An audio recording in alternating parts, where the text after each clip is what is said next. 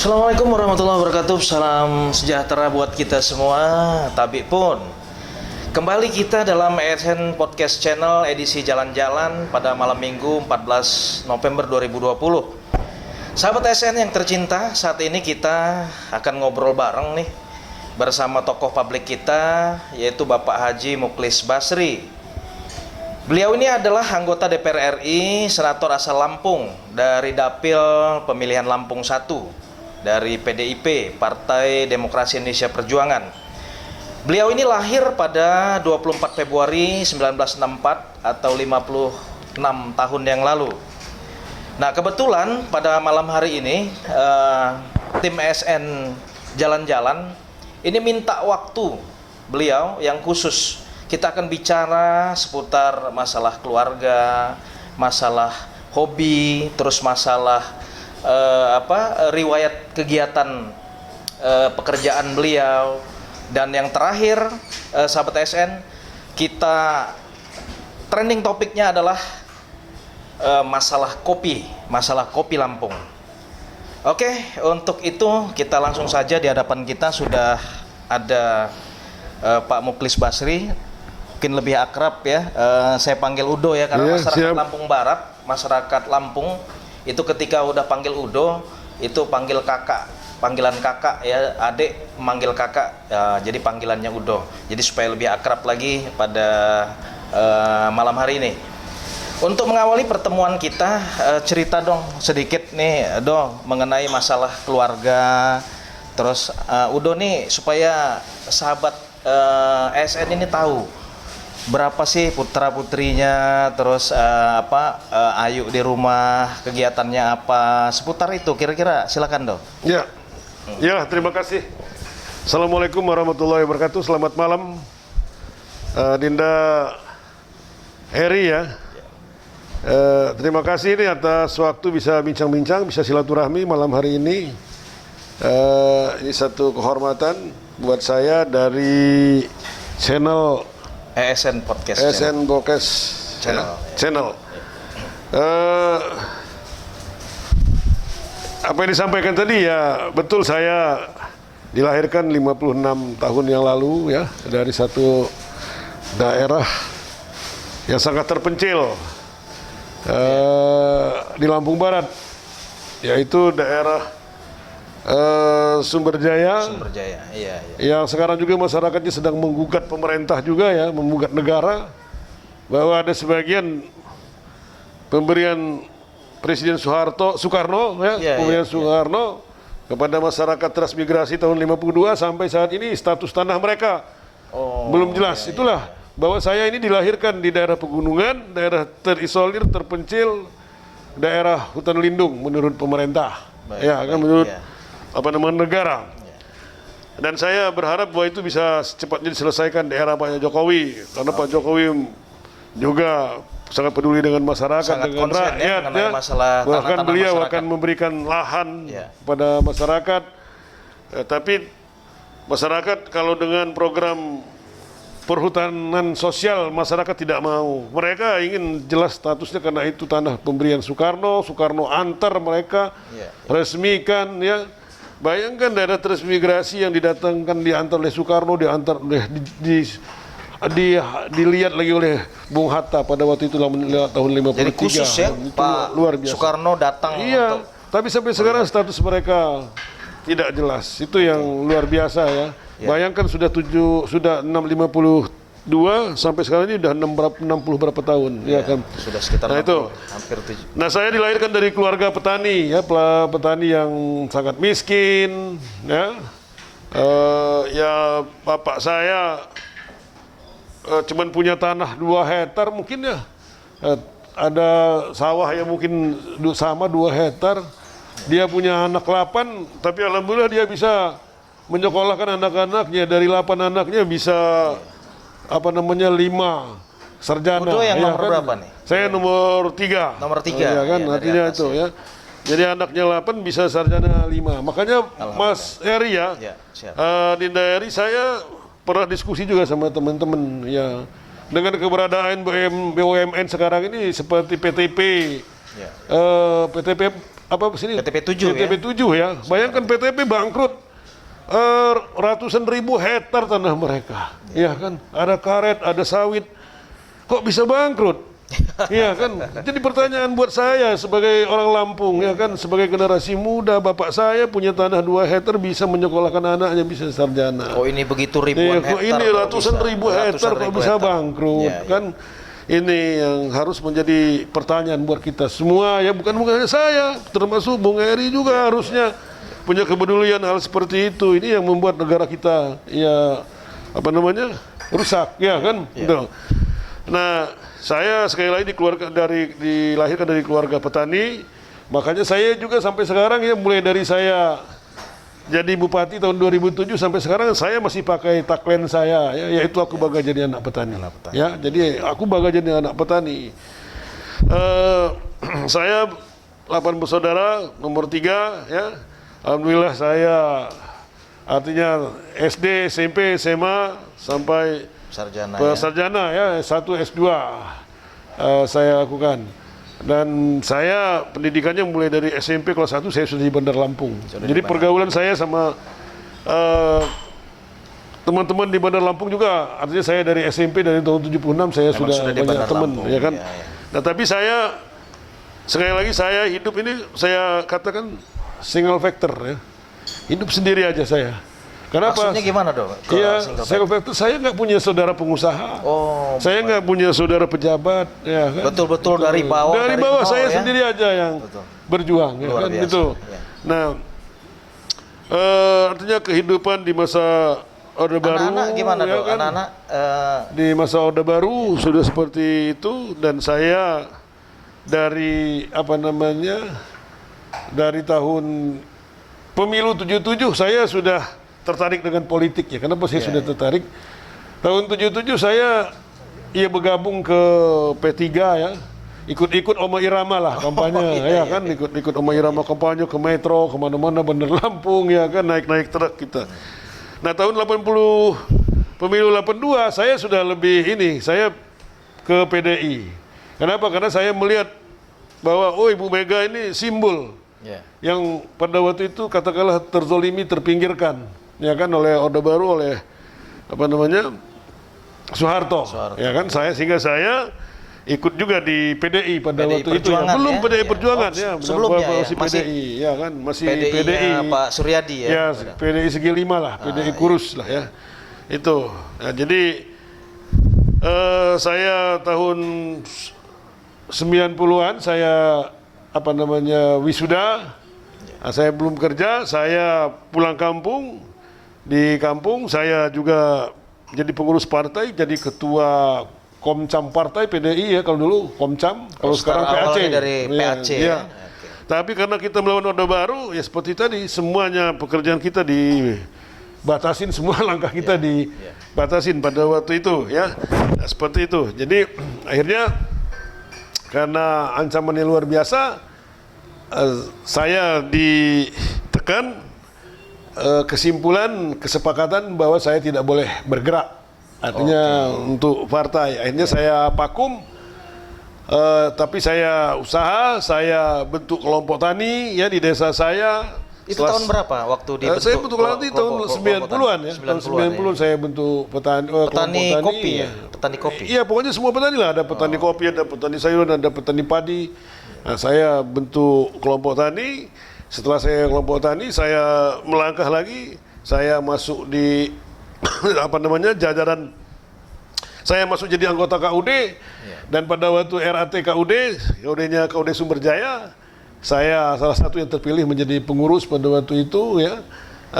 Dari sanalah saya artinya mulai berbisnis ya, artinya dengan pemerintah pada waktu itu berbisnis. Karena langkah saya ditutup di partai, di politik, akhirnya saya berbisnis, saya di KUD.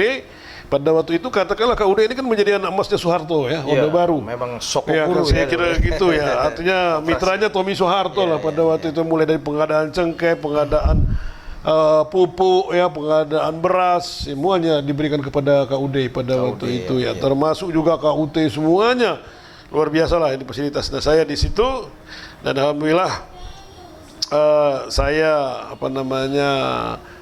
mulai bangkit di bidang ekonomi ya. Tahun 90 saya juga saya berumah tangga tahun 88 ya. Tahun 88 ya. 88 saya sudah berkeluarga ya. Pada waktu itu saya belum selesai kuliah.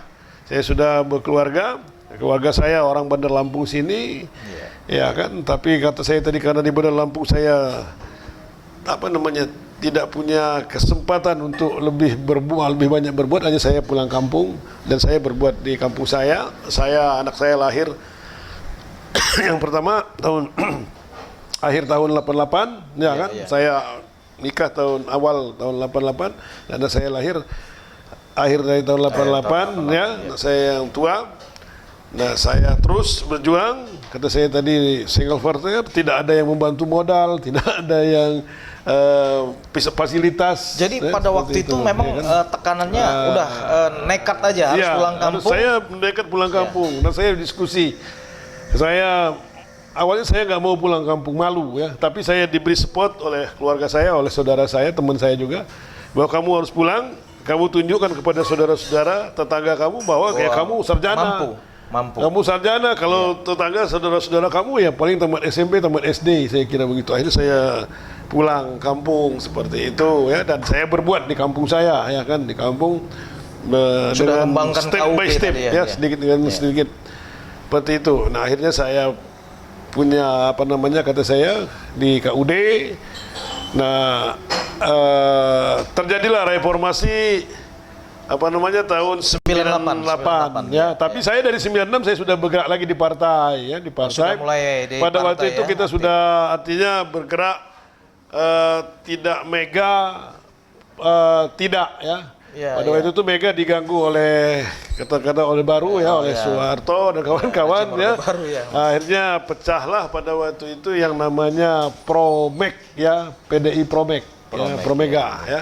Kalau tidak mega tidak seperti itu. Nah, kita tergabung di situ. Akhirnya ditambah dengan gerakan teman-teman mahasiswa ya tahun 98 tumbanglah Soeharto. Disitulah artinya dimulainya era reformasi dan itu mengawali karirnya Udo di politik. Ya, saya kembali ya, kata saya tadi dari tahun 96 saya sudah mulai kembali, tapi saya belum terlalu muncul ya, masih menjaga kondisi situasi politik pada saat itu ya. Kita diancam ya.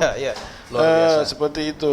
Akhirnya kata saya Soeharto Tombong, saya mulai menunjukkan identitas saya lah seperti itu ya, jati diri saya kembali ke politik, saya terjun dengan teman-teman saya, didukung oleh teman-teman saya ya, sahabat-sahabat saya. Pemilu 99 ya, saya didaftarkan, salah satu yang didaftarkan sebagai calon legislatif. Alhamdulillah saya terpilih sebagai anggota DPRD Lampung Barat periode 99-2004 ya. Itulah awal karir saya. Awal di PDIP Perjuangan ya. PDIP Perjuangan ya. Saya artinya di PDIP Perjuangan itu saya ikut Ibu Mega ya. Dia adalah orang yang sangat saya tokohkan, karena selain Nabi kita Muhammad ya, ibu saya ya, Ibu Mega.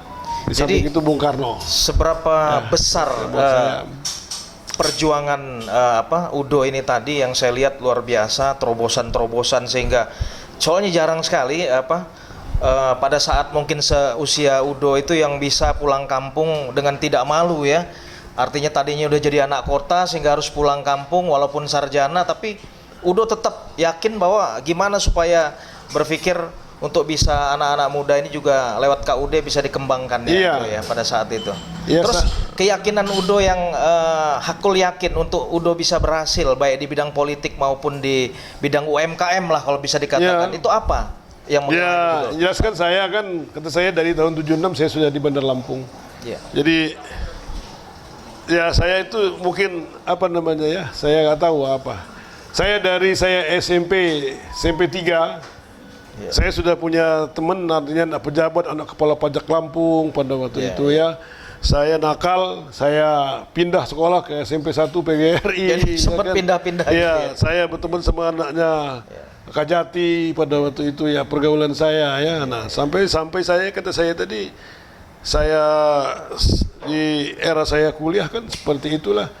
Ya, saya kenal dengan tokoh Lampung dengan Ajir, artinya artinya ya di malam seperti ini ya, di arena malam kadang-kadang ya.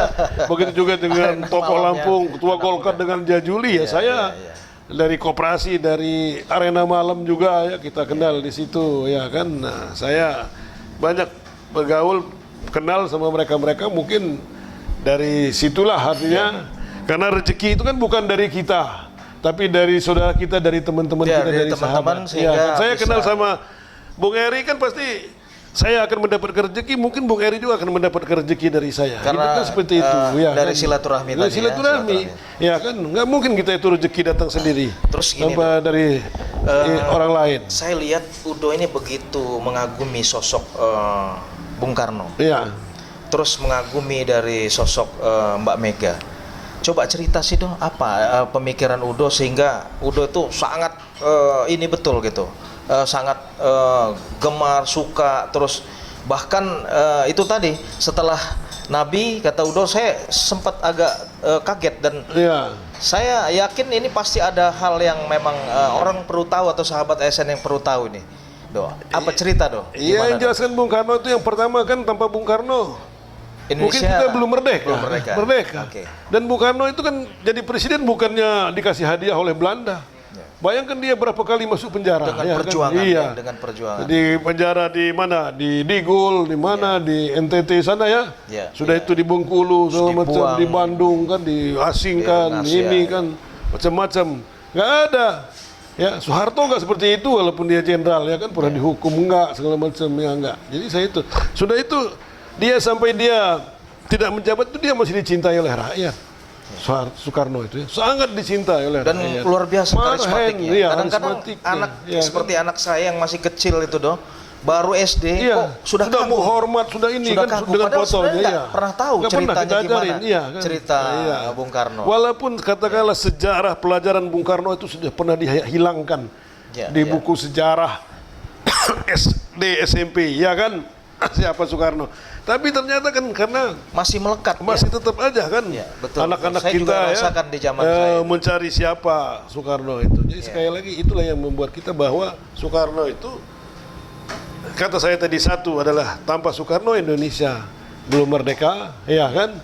Kedua, saya dia begitu dicintai oleh rakyat, begitu dekat dengan rakyat, ya, dia marhen, dia dekat dengan rakyat jelata, dengan ini, dengan situasi Indonesia baru merdeka. Bayangkan, kata saya, saking cintanya dengan rakyat, mengantar rakyatnya ke Sumber Jaya tahun 52. Kita nggak tahu hewan apa yang masih ada di sana. Jalannya pun mungkin belum ada. Lampung kan pindah dari Sumatera Selatan tahun 64. Benar nggak? Betul. Pisah.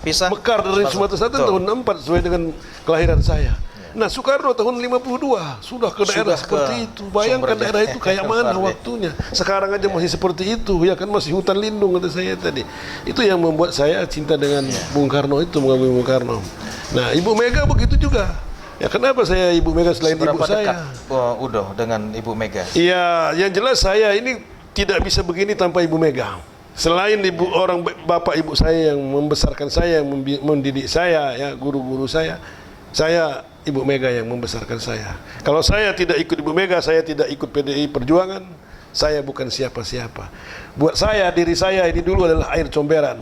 Kenapa saya bilang comberan? Air comberan itu disiramkan ke tanaman pun tanaman mati. Saking kita ini bukan siapa-siapa, saking kita ini tidak ada gunanya, manusia yang tidak ada gunanya. Sekarang kita jadi terhormat gara-gara di PDI, gara-gara ikut Mega. Oh, kalau kita jadi DPRD dulu, ya, yang terhormat, yang kami sangat hormati, ya kan, dewan betul. Ini ya kan, yang kami muliakan. Kalau kita kondangan taruh di depan, ya kan. Kalau makan kondangan kita suruh duluan. Jadi itu bentuk rasa syukur, ya, rasa syukur sehingga sangat menghormati Bung Karno dan Ibu Mega.